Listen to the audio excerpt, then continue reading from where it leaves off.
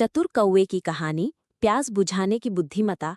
चतुर कौवे की कहानी भारतीय लोक कथाओं और पंचतंत्र की कहानियों में सबसे प्रसिद्ध और प्रिय कहानियों में से एक है। ये कहानी न केवल बच्चों को मनोरंजन प्रदान करती है, बल्कि उन्हें बुद्धिमता, धैर्य और समस्या समाधान के महत्व के बारे में भी सिखाती है।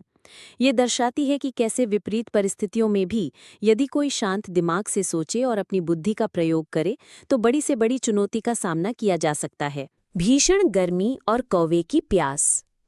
स्थापना। एक विशाल मैदान जिसके बीचों बीच एक पुराना घना पेड़ खड़ा है। आसमान धधकते सूरज से तप रहा है और धरती की ऊपरी परत सूखी और फटी हुई है। हवा गर्म लपटों सी चल रही है। पात्र। एक प्यासा कौवा। क्रिया। सूरज आसमान में आग का गोला बनकर चमक रहा था। गर्मी इतनी भीषण थी कि दूर दूर तक पानी का नामो निशान नहीं था। इस तपती दोपहरी में एक कौवा प्यास से व्याकुल होकर भटक रहा था। उसकी आंखें पानी की एक बूंद को तरस रही थीं। उसने दूर दूर तक उड़ान भरी। हर पेड़ की शाख, हर झाड़ी के पीछे और हर सूखे नाले में पानी की तलाश की। उसकी चोंच सूख गई थी और गला बुरी तरह चटक रहा था। उसकी सांसें तेज हो रही थीं और उसका शरीर कमजोर पड़ने लगा था। वो जानता था कि अगर उसे जल्दी पानी नहीं मिला तो वो जीवित नहीं रह पाएगा। अपनी पूरी शक्ति बटोरकर वो एक आखिरी उम्मीद के साथ उड़ता रहा। उसकी आंखें चारों ओर पानी की तलाश में घूम रही थीं। आशा की एक किरण। मटका और उसकी निराशा।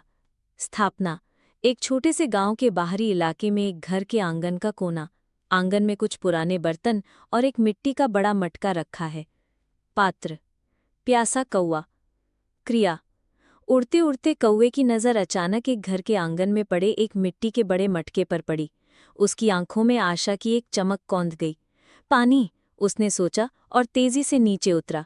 वो तुरंत मटके के किनारे पर जा बैठा और अपनी चोंच अंदर डालने की कोशिश की, लेकिन उसकी खुशी जल्द ही निराशा में बदल गई। मटका बहुत गहरा था और उसमें पानी बहुत कम था, इतना कम कि उसकी चोंच पानी तक पहुंच ही नहीं पा रही थी। उसने बार बार कोशिश की, अपनी गर्दन को जितना हो सके उतना बढ़ाया, लेकिन सब व्यर्थ। पानी उसकी पहुंच से बाहर था। निराशा से उसका दिल डूब गया।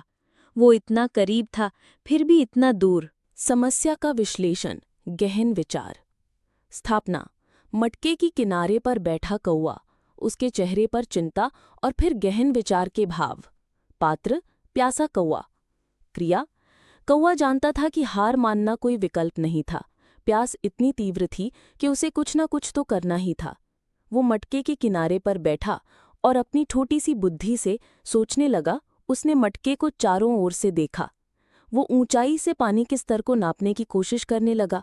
वो सोचने लगा कि क्या कोई ऐसा तरीका है जिससे वो पानी तक पहुंच सके। उसने इधर उधर देखा, लेकिन कोई सीढ़ी या सहारा नहीं था। मुझे पानी तक कैसे पहुंचना चाहिए, उसने खुद से पूछा। उसकी नज़र पास पड़े छोटे छोटे पत्थरों पर पड़ी। उसकी बुद्धि में एक विचार कौंधा, एक ऐसी तरकीब जो उसकी प्यास बुझा सकती थी। ये एक जोखिम भरा विचार था, लेकिन उसके पास खोने के लिए कुछ नहीं था। बुद्धिमत्ता का प्रयोग। पत्थर और पानी का बढ़ता स्तर। स्थापना। मटके के पास का मैदान जहाँ छोटे छोटे कंकड़ पड़े हैं। कौवा मेहनत कर रहा है। पात्र। प्यासा कौवा। क्रिया। कौवे ने तुरंत उस विचार पर काम करना शुरू किया। उसने अपनी चोंच से एक छोटा पत्थर उठाया। पत्थर को अपनी चोंच में दबाकर वो उड़कर मटके के ऊपर आया और पत्थर को अंदर गिरा दिया। छप की हल्की आवाज आई। कौवे ने देखा कि पानी का स्तर थोड़ा सा ऊपर आया था, लेकिन इतना नहीं कि वो पी सके। उसने हिम्मत नहीं हारी। वो फिर से नीचे उतरा, एक और पत्थर उठाया और उसे भी मटके में गिरा दिया। छप। इस बार पानी थोड़ा और ऊपर आया। कौवे ने महसूस किया कि उसकी तरकीब काम कर रही थी। वो बिना रुके एक एक करके पत्थर उठाता रहा और मटके में गिराता रहा। उसकी मेहनत लगातार जारी थी। विजय और प्यास बुझाना। स्थापना। मटका जिसमें पानी का स्तर धीरे धीरे ऊपर उठ रहा है।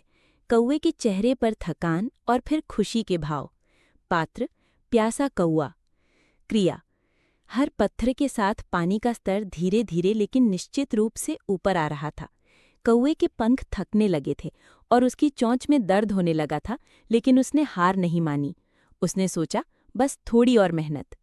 कुछ समय बाद जब उसने एक और पत्थर गिराया तो पानी का स्तर इतना ऊपर आ गया था कि उसकी चोंच आसानी से उस तक पहुंच गई।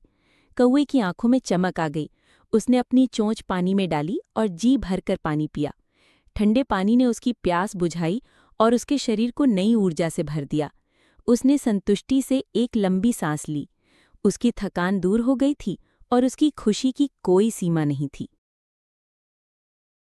वीडियो देखने के लिए आपका धन्यवाद।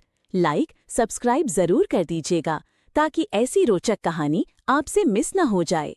धन्यवाद।